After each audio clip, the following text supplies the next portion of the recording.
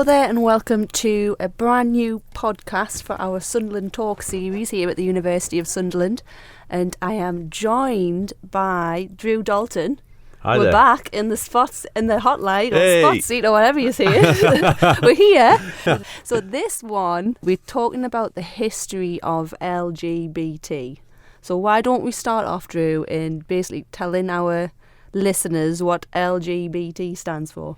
Yes, there's a few different ways of looking at this, but LGBT usually is lesbian, gay, bisexual, transgender, and there's a plus to include other minority sexual groups and orientations that are part of that, like people who are intersex, for example. Some people refer to it as queer history, depending on where you come from. Yeah, we'll get into that later. Yeah, We'll but get into cool. that later. Don't jump. Yeah. Don't jump. All right, I'll not jump forward. But no, we will come to that. So, Drew, let's talk a little bit more about your background, your personal experience, maybe your academic involvement in light of this podcast. Yeah, absolutely. Well, a number of years ago now, I set up a community group called LGBT History Project Northeast. The aim was to revisit history, which has been largely edited, rewritten, and blocked out, as it were, of key characters and key events in history, and to bring that to the public. So we did a lot of public talks. We had a huge public day every February where we had over 200 people come along to listen to different versions of LGBT history stories. Some of them were more academic, some were very kind of, everyday experiences from people themselves. And we had an education project as part of that. So it's deeply involved with what I do and on a personal level, but also deeply involved in terms of an academic level. So I teach about sexuality and gender identity, and so I wanted to kind of bring that into my teaching. So I get students to consider what that means about having a different form of history, and looking at it differently, and who's maybe blocked some of those stories out from being heard. Interesting. Yeah. Really. So I'm going to start from the beginning. So when we talk about history or an era in history, there's always a start date.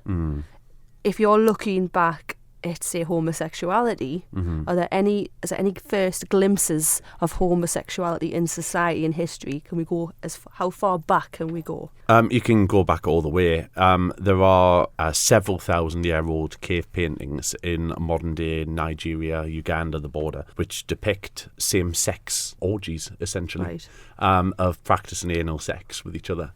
So the history goes really far back, and it's a really long and colourful history, actually, because there's kind of histories of China and of emperors with male lovers. There's histories going back to the Arab world and the golden age of Islam, which has been largely edited, where there's poets who speak of love, and it's where the island of Lesbos comes from. Right. It was from Sappho's writing that poetry about lesbians, about other women. So it goes right back to ancient Greece, of early documented, recorded pieces of work archaeologically. You mentioned samurais. Yeah, the as samurais. Well in our little discussion. Yeah, there was an era in Japan where the samurais viewed only same-sex love as being the ultimate love, that women were not there for love. In fact, if anything, they were rarely touched. They were much more about, giving babies, unfortunately. Which things have changed. I know, right? But yeah, the samurai had a deep connection because they were so closely put together all the time, and they lived with each other. They thought that love between each other and same-sex desire was the way forward. And there's evidence to say Cleopatra as well was bisexual. Yeah, there's some talk about Cleopatra, and Julius Caesar had famous lovers with some of these biggest engineers and generals. In fact, he's rumoured to have had an affair with the emperor who became Augustus. Right. So how was that? So you say rumoured? Yeah, well, a lot of it is the Romans were very meticulous in keeping records, thankfully. So we've got a lot of, that's how we know, for example, the history of Jesus Christ, because of the written records of taxes and things like that. So we've got the same type of stuff with social histories. So was there any evidence in those times, or say as far back as, say, Julius Caesar, of those people being persecuted?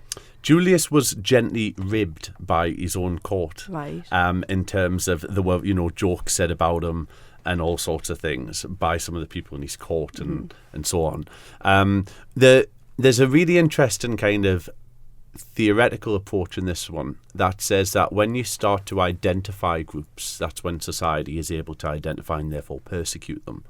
So maybe at some point in history, there were no real terms that encapsulated groups of people like we do today with LGBT. Yeah. So we do know the existence of things like molly houses. Yeah, I was going to mention Henry VIII. Yeah, in medieval England and Tudor times, but words would have been used in one area of one country and totally different in another. There wouldn't have been an overarching thing. So I'm not sure groups were persecuted en masse, if that makes sense. When did things change then? When were we put into groups? Or I think really when the start of, probably kind of around the Industrial Revolution, as we started to take a more scientific approach to things, and the rise of medicine as its own discipline started to categorise scientifically human behaviour and humans in themselves and their diagnoses and all those types of things that went with it. So you would get categories of the hysterical woman and, all of those things that emerged out of socio-historical growths of medicine and science, really. So do you believe at that time then that's when, as you see, the history was beginning to be erased and changed? Yeah, I think we started to see more colourful. I think records were lost largely because in medieval times and before, most records were oral histories. So a lot of the people who we do know, who we would now maybe call LGBT, their records have remained because we're people of power. So we know there's written diary accounts of people like Richard I and all the rest of it. There's rumours and things like that were written down and codified. The average normal person, though, those histories are largely lost. And because, there were oral accounts that you handed down to your children and stories that were told in bars and taverns and so on.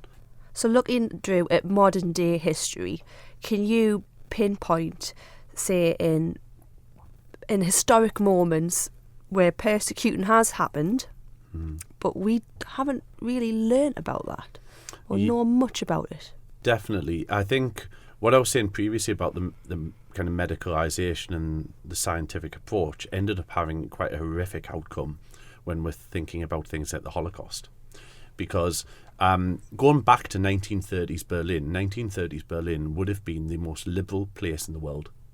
It had over 50 gay bars in Berlin alone, which is huge. It's more gay bars back then than there are now in Berlin, and Berlin is already super open to all of this.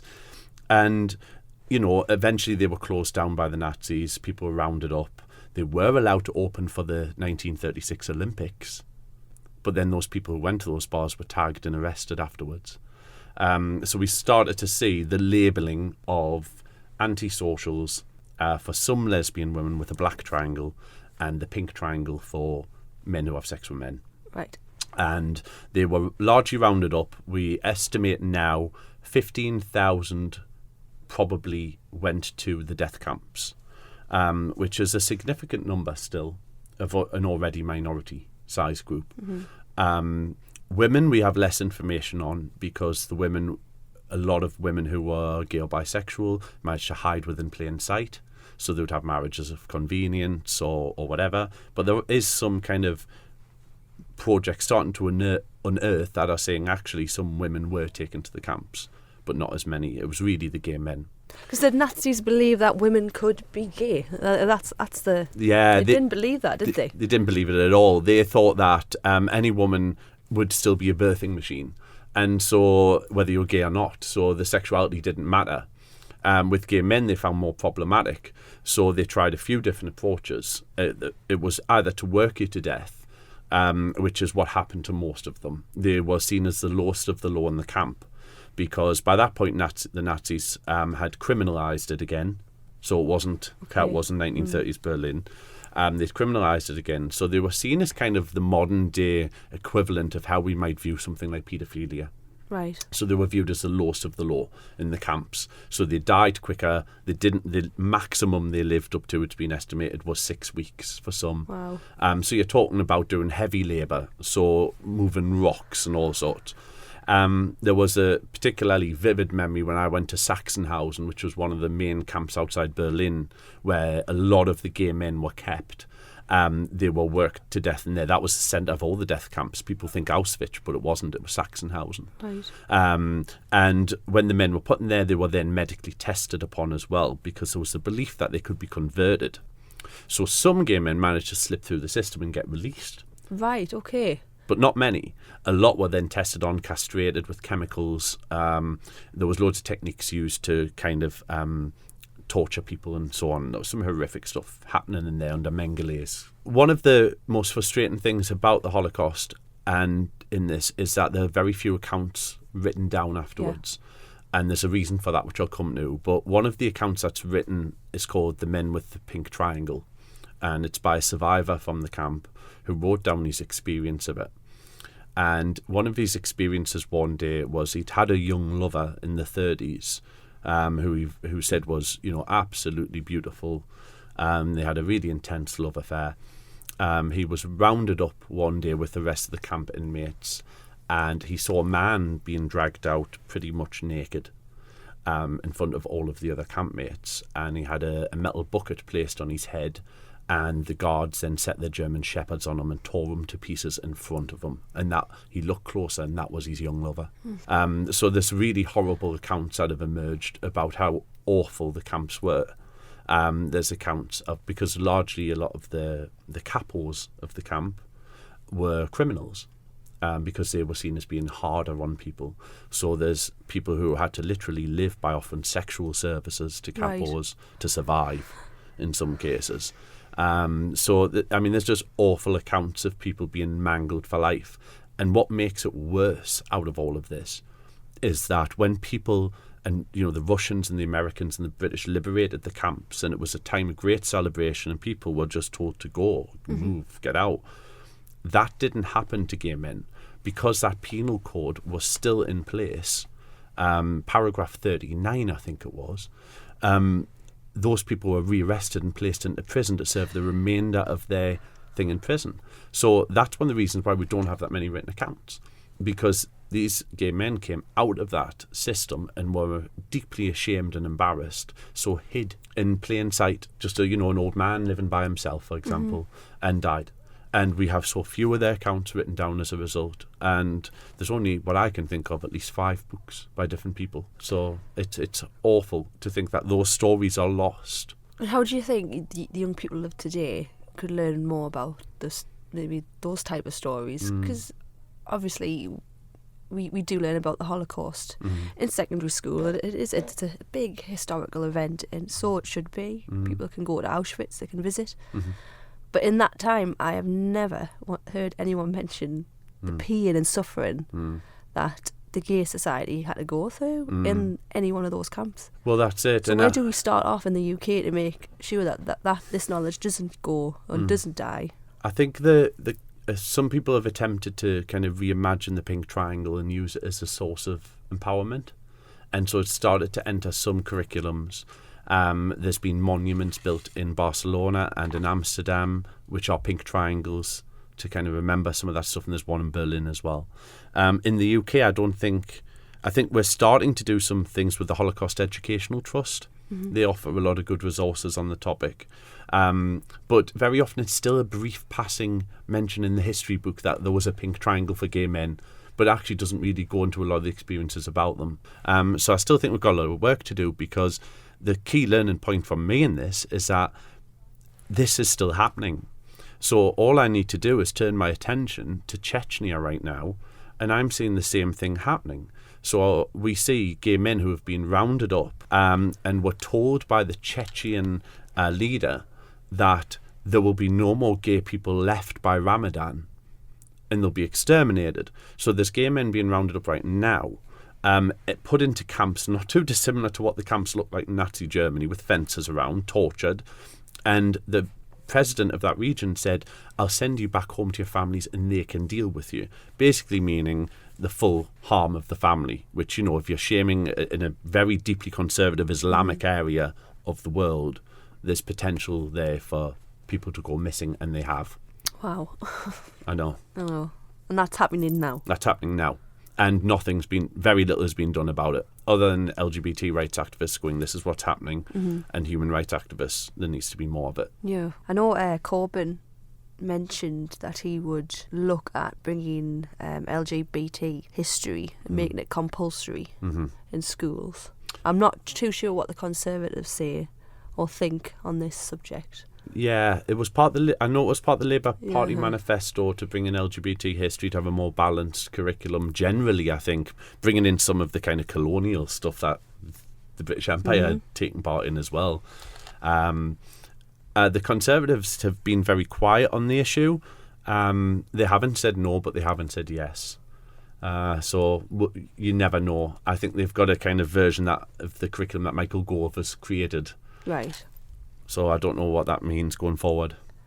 So it is LGBT month. Can you tell us more? When did it start, or why do we have a month like this? Yeah, well, it originally started in the USA, and because they've got quite a well-oiled movement over there, and then it spread over to the UK. And I think the USA celebrate in a different month. Yeah, it's October. October, yes, that's it is, yeah. And we kind of reclaimed it and put it into February. And the reason why we do it comes, from my experience, comes down to a conversation I once had with someone. And it was part of a radio debate. And I'll not say who with. But the question was, well, why do we need to know about sexuality in history? And my argument back was, but it's a driving force of a lot of what we do. And they said, well, it can't be because, it's unimportant. Now, I said, well, one of the biggest events that's ever happened to the UK has been the Reformation of the Church and the break of the Catholic Church and the remaking of the Church of England under Henry VIII. And I said, well, Henry VIII himself made those decisions because of his heterosexuality.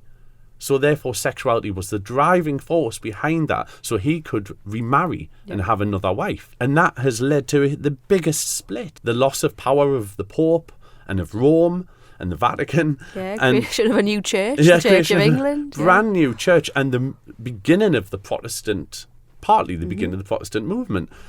It's had a huge change in impact, and that was driven by his sexuality. And that's a bit that I think, because we see heterosexuality as a norm, we don't view it as a sexuality amongst many others, which is what it is. And so it's the way it's been framed to us, hasn't it? The way it's been shown. I've never heard of a heterosexual being persecuted in the street for being heterosexual either. And I can guarantee on the map you'll not find that either. Yeah. Let's have a positive story. So I was looking online. Positive. And we had our first legal wedding in Northern Ireland 2 days ago. It was Shani Edwards wed her partner Robin Peoples in County Antrim, Northern Ireland, and Shani stated, "We just want to show the world our love is real, and it's exactly the same as everyone else's love out there." Yeah. Isn't that lovely? It's fab. So there is some progression being made, especially in Northern Ireland. Come on, that's huge. Yeah, it is. And much needed. It's lagged behind the rest of the UK for quite a while with this one. And it's great that it's finally done it. I think this has been an interesting week for news, an interesting month. Interesting fortnight. Come on. We'll not mention the PS, Philip Schofield. Yes, absolutely. And we also found a diary. A lot of Oxford scholars found a diary written 200 years ago by a Yorkshire farmer with his own views on homosexuality. Really? And he was a really enlightened, liberal-minded guy to the historical point he was at. Because people have always assumed that the, dare I say, peasants didn't have positive views. But he's written in his diary about really positive views of, well, I just think that's the way God made them. That can't be changed. And so there's no point in doing it. And that was his, also according to the account, the view of other farmers in his area when he was talking to them. So it's really interesting kind of looking back and thinking, this has just been fascinating. Philip Schofield, the Northern Ireland with a wedding, a 200-year-old diary of a Yorkshireman who was a farmer. It's just fascinating to think that, these things have always been there, always will be here, and now social change is still happening. So you've got the bad stuff in the Chechnyas, but you've got the stuff in Northern Ireland that... Did you watch Philip Schofield on... Yes, is it This Morning, the programme's called, isn't it? Yeah. In this day and age, in 2020, should a grown man have to do that? Yes, unfortunately. There's still a massive need to... It depends where you are in the world on this one. But in the West, we have this idea of coming out the closet, don't we? And that's kind of what you unfortunately have to live your life coming out the closet many, many times. So you come out the closet in your workplace, and then you might go to a social do afterwards where you've never been before, and you come out the closet again. Then you come out your closet somewhere else because you've gone for coffee with someone you've never met before, with a friend. You're always coming out the closet all the time, and it can be quite exhausting, to be honest. So I can see why. There's so many connotations around homosexuality as well. Yeah. So coming out the closet, you mentioned queer right at the start of the podcast. Yeah. Is that not negative though, saying you're a queer? Well, People not take that negatively. This has been the one that came originally from the idea of queer theory. Yeah.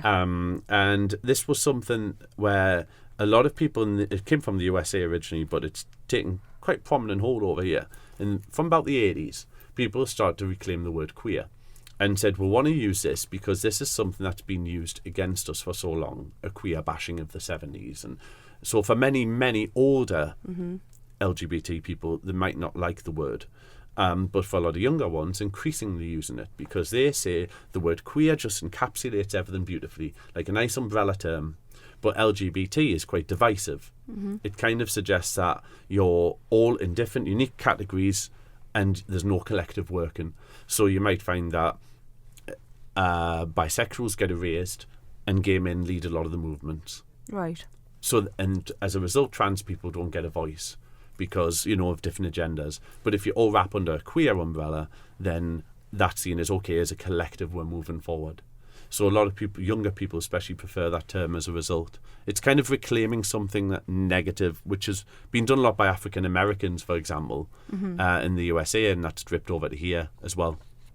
So Drew, it's LGBT History Month. I'm thinking about you personally, any historical figures that you want to talk about? Any more historical figures you want to mention? Loads. Because you've got a massive grin. If you can't see him, he's got a massive grin on his face. He's ready to go. One of the ones I'm really interested in is Alexander the Great, because I just think, as I'm a bisexual man, and as a bi man, I kind of looked at Alexander the Great a lot when I first came out, because I discovered about him that he managed to control half of the world as a bi man, and I just thought, wow. And I'm not suggesting that people go out there and do that, but but he had a huge empire, and I just think, wow, that is amazing. And another one that always makes me kind of wryly grin is Florence Nightingale. Really? Yeah, Florence Nightingale was said to have 3 huge crushes to women in her life. And we hold her up as this kind of matronly, motherly figure of the middle class. But actually, she was quite different. Right. And it said she had quite significant crushes on people. So lovers. Lovers, yeah. Yeah. So. Crushes. Come on, we can say lovers on the podcast. There's a range of people for me, because I really like classic Hollywood, and I really like kind of people like Marlene Dietrich and the Hollywood machine of the kind of 1930s, 40s and 50s of all the famous people who, from Madonna's Vogue song, who were mentioned in the lyrics.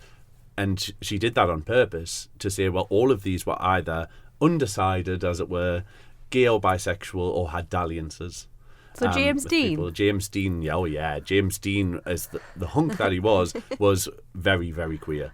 He used to go to fetish bars and all sorts. James Dean was into all that. How do you know this? How do you know this? Yeah, you just kind of read about it. Wow. Because he was kind of being pushed to date Natalie Wood. He's this polished, groomed hunk of a man, wasn't he, back then? But yeah. He was actually quite camp as well, which is quite interesting, which goes against his film appearances where he mumbled and was very brooding, and it's really interesting. But yeah, him and Marlon Brando and the classic kind of people like that who were queer. And I just think they lived fascinating lives, but at the time their sexualities were made very ambiguous and controlled and hidden by the Hollywood machine. And for some that led to, quite devastating lives, which were tragic and awful as a result. But others had all these secret lovers like Rock Hudson, and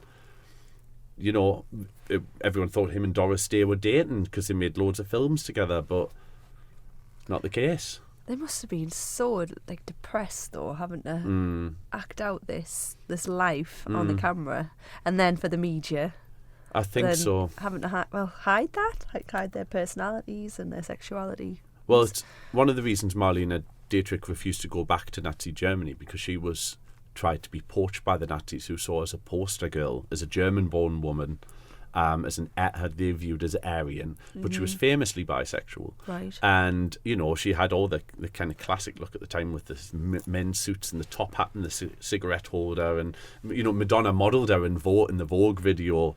And all these wonderful characters who resisted, as well as, because there's always a history of resistance alongside the history of persecution.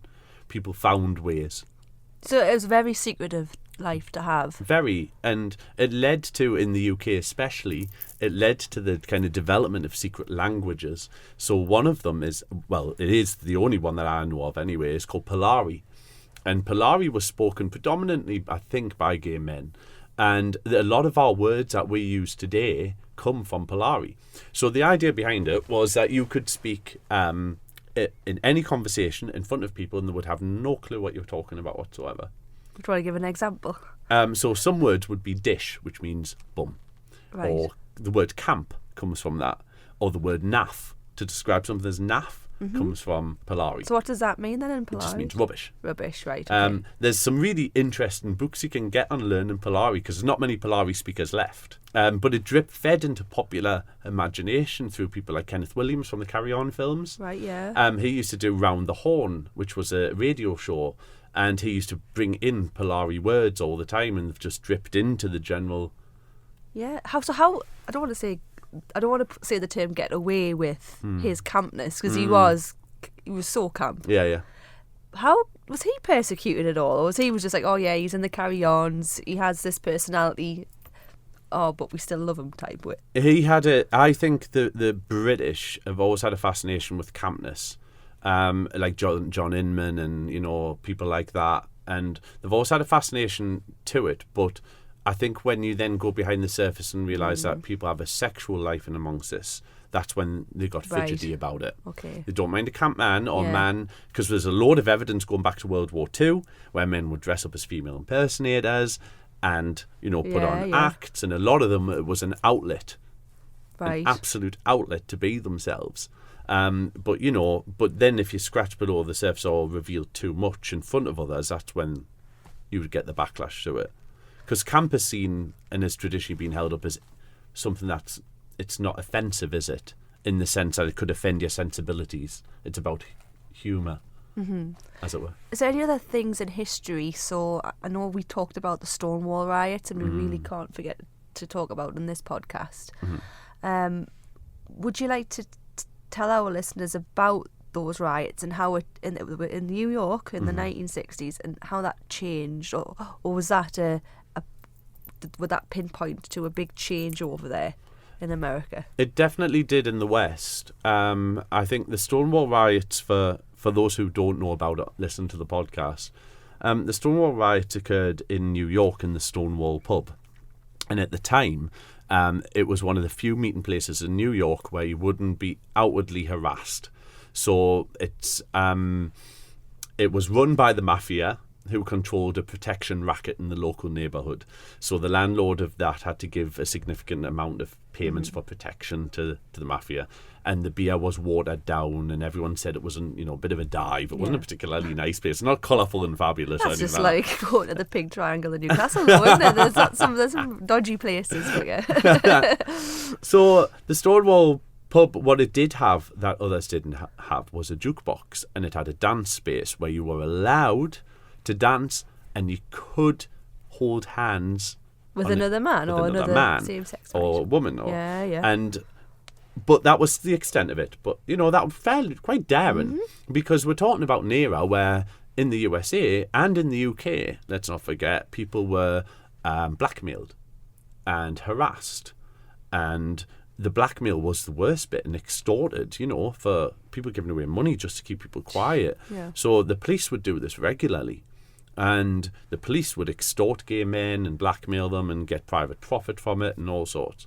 And so the police would occasionally raid the Stonewall bar just to say, we are doing something about it to the public, get rid of the deviants. We arrest them every now and then.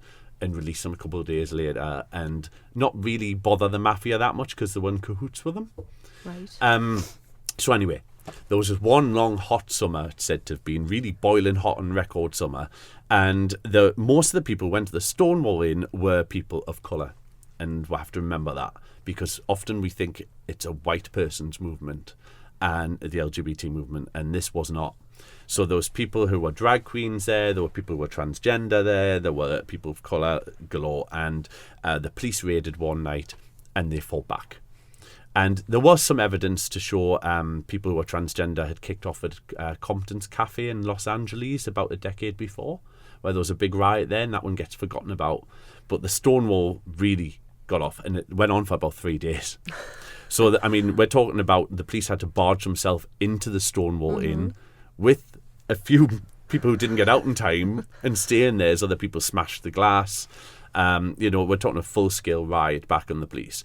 And it was because of, we think it's a woman who shouted as she was being arrested and dragged into the police van, is nobody going to do something about this? And that's when everyone did something. And it made it hard for the police to attack because there was loads of side alleys that people could escape down and run down and then collect again at the other side.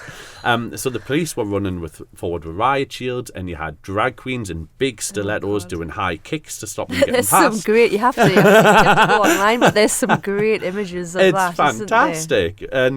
And so like RuPaul's Drag Race gone crazy. Absolutely. So it would have been amazing to have seen, but it was a tipping point, like these moments in history are, an absolute tipping point where things started to, didn't necessarily get better straight away, but it meant that actually we can't be messed with, and we'll fight back if needs be.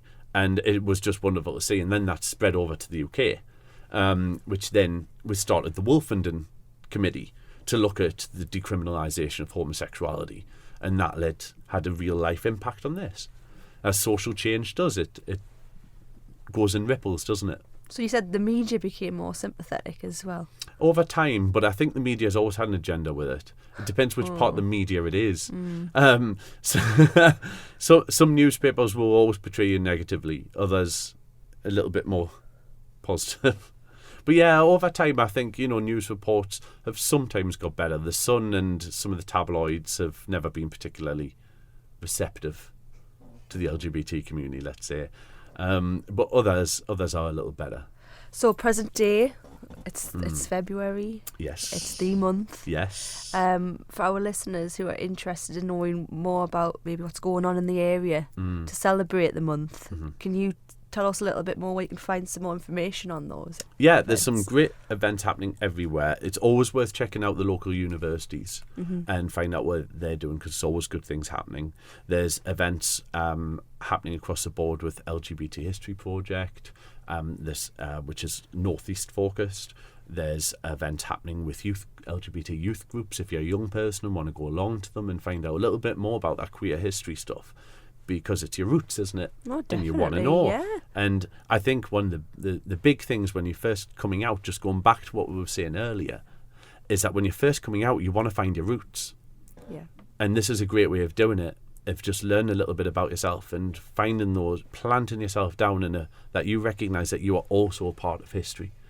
So have a little search nearby. Such a nice way to end the podcast. Thanks, Drew. You're welcome.